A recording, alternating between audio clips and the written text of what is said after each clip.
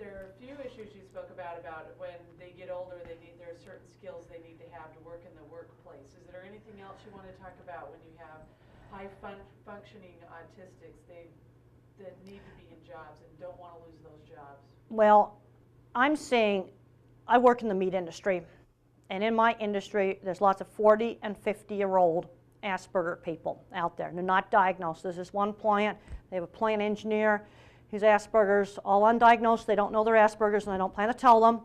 And he's got a whole shop full of Asperger maintenance guys. They keep a $100 million plant running. These are people my age. And I think the younger people today, where society is so kind of loose, those real smart Aspergers are hurt more today because they're not getting that social skills training.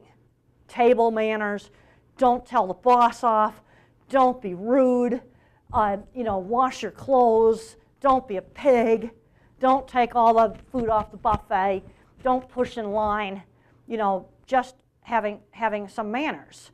And another thing is, the Asperger mind is a specialist mind, or the high-functioning mind.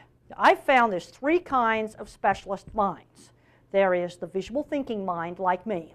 Extreme visual thinker. I can test run equipment in my head, like a full motion virtual reality video, but I can't do algebra. I can't do algebra because there's nothing there to visualize. And I was never allowed to try trigonometry or geometry. Big mistake. The next kind of brain is the music and math brain. They think in patterns, not in pictures, but in patterns. Often they'll be excellent at things like computer programming. And then there's what I call the language translator verbal logic mind. They're a word specialist.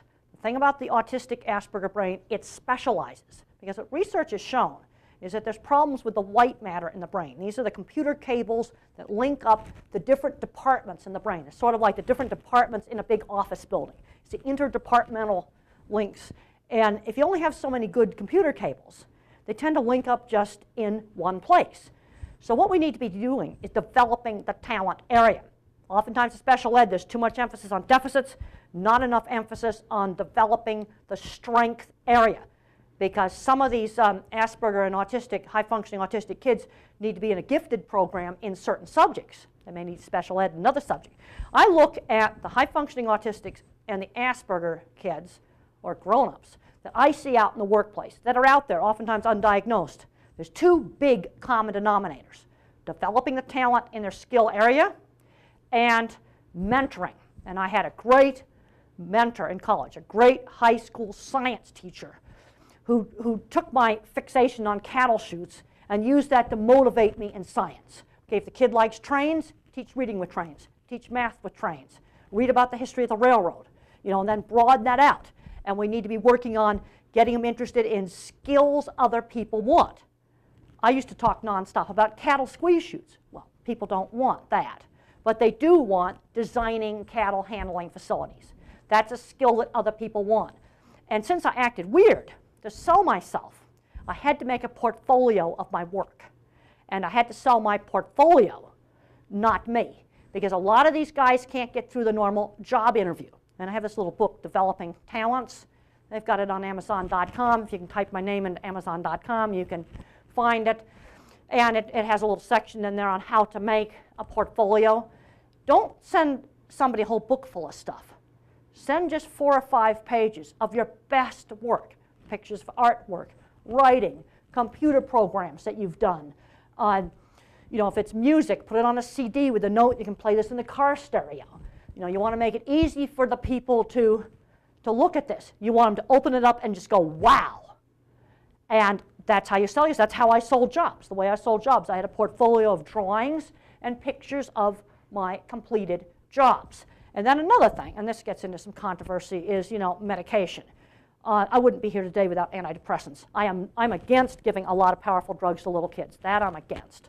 But you get into older, teenagers and adults. I was one of the type of people where, as I got older, my panic attacks and anxiety worsened. Now, not everybody's that way, but I was that way. And I was just absolutely falling apart with colitis, headaches, and all kinds of other problems. And I went on antidepressants in my early 30s, and the anxiety attacks went away. And a lot of these engineers I'm telling you about in the meat industry used to self-medicate with alcohol, and now they're medicating with Prozac. Those plants are running on Prozac. And it's a lot better than alcohol. Yeah. And the thing I want to emphasize is very small doses. If you use antidepressants like Prozac or Zoloft, something like that, in people on the spectrum, they often need only 1/3 to 1/4 the starter dose. And that is all they need. And the mistake that people make is upping the dose. I've had parent after parent say, oh, he did great on a low dose, and he went berserk on it and couldn't sleep and was agitated on a high dose. Yeah, the thing about medications, they're like the little girl with the curl. You use them right, they're wonderful. You use them wrong, and they are terrible. And you always have to look at risk versus benefit. And a really good rule of thumb is, to make a medication worth the risk, it should be, wow, this stuff really works. I mean, it should have an obvious beneficial effect, or it's not worth the risk. And try one thing at a time. I don't care if it's a medicine or it's a biomedical treatment. If you try a diet and a medicine and ABA all at the same time, you don't know what's worked. You know, but if you can at least put a month in between the different things, then you can figure out what works for you and what doesn't work for you. All right. This is gold. Well, good. We don't have anything on the site like this yet. Well, good. And this is really going to help people. Well, I'm, you know, the thing, you know, what I. This should be whatever. Yeah, this should be. Everyone should know this already. Well, you see, well, but they see. This is the thing. The career thing. I go down to the meeting and I look through the book table. Now, of course, I look through the book table, and they'll have a whole lot of books on social skills training, and almost nothing on careers. I think there's only 3 books in the whole field on careers. And the thing is, having an interesting career makes life worth living for me. I am what I do rather than what I feel. And I get social interaction through shared interests with other people. I mean, to me, an idea of a good time is to sit in a construction trailer and talk to the guys about how to do different concrete forming systems. That's really interesting. Most of my friends are either in the autism field, they're in the animal behavior field, or they're in the construction industry field. You see, and a lot of people, it's emotional relationships what they live for. And the thing is, I'm not going to be socially, emotionally related the same way that normal people are. You see, and there's 2 things here. You have social skills training, the table manners, politeness, those sort of things. That's very important, and that needs to be drilled into Asperger kids. Turn taking is another thing that needs to be drilled into them, because I'm getting complaints now from high school teachers that get the kids into the robotics club. Okay, that's really great. They're getting shared interests through the robotics club, but the child won't you know, work on a project with another child. See, I never had that problem because the turn taking was drilled in. And also, they have to learn things like not speaking out of turn in class. You know, I think some of these high school kids that are getting teased in high school need to be taken out and go to the community college. They need to get in with their intellectual peers. Socializing with teenagers is not a life skill that I need. I think for some of these kids, I'm not saying for all of them, for some of these kids I think we need to skip that phase, go right to college, or go right to online learning, or maybe homeschooling, or some other thing, or maybe take them down to a computer place and let them learn programming, and those are going to end up being happy Aspergers. But on the other hand, they can't be doing stuff like talking out of turn in class, telling customers off. You know, these are things that was drilled into me. Like, there was one man that was fired because he mentioned about how fat a lady was who was one of their clients, a company's client, getting on an elevator. I wouldn't have done that. I remember when I was a little kid, my sister and I were giggling about how fat my Aunt Bella was. And Mother just got right on that and said, you don't talk that way.